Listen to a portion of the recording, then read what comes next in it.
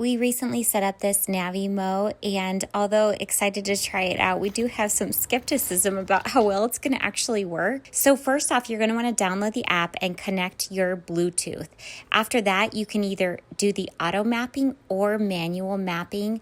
I will tell you that we started off doing the auto mapping because we thought, oh, okay, well, that makes sense. Let's map it out at first. But do you see right now how it's not getting close to the edge? So we knew right away that wasn't working for us, so we decided to go back and do the manual programming, and that worked out way better. So right now it's on the manual mode, and you see how nice and close we are able to get it to the edge. Then you can split your yard up into zones and pick like zone 1 and zone 2, and you can customize it however you want it, but you pretty much just manual map it and then decide, okay, that's going to be zone 1. So we just did the backyard as zone 1 and then the front yard as zone 2.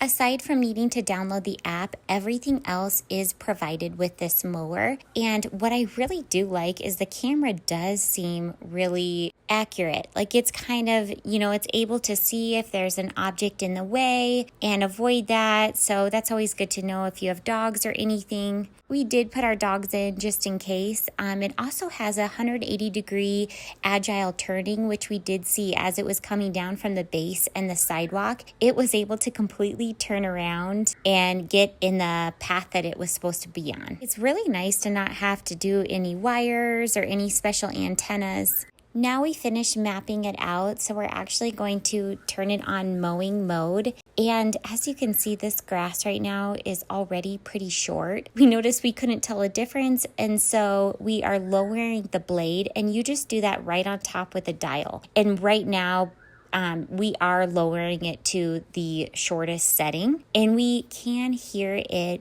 starting to, it is trimming the grass. We have some longer sections right here that you can notice more of a difference. And if you look, the lawnmower will go on a line and then it will turn around. And if you think it missed a couple blades, it will then do the other half of that line. Because we were looking at specific longer blades of grass to see if it would actually mow it down, and it did. After it does the edges, it will then go and do nice, neat, straight lines back and forth. And it really does look nice. I'll show you a picture at the very end, but it really does give it a nice, clean cut. A little side note, it is about 100 degrees out right now, and it's running really well despite the heat. There is the finished product of what this section in the back looks like. The flaw we noticed was that if there's an area that's not completely even, like where you're going to have a little bit of bumps, it travels over the bumps really well. It just doesn't trim that area as evenly, in my opinion,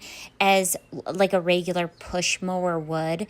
But we're talking about a minor difference here. So I don't think it's anything that would really be noticed unless you're getting low and examining the yard very close. But if that is something that bothers you, that would be something to keep in mind, that I don't think it cuts as well over bumps. If you've ever set up a robot vacuum inside your house, this is really very similar to that setup. It's just doing it basically for your yard. Another thing that we notice is it's slow. It does not move fast. So it will take a couple of hours to get the yard done. But at the end of the day, you're not out there having to do it. So really, who cares? We actually started off pretty skeptical of this mower, but ended up pretty impressed.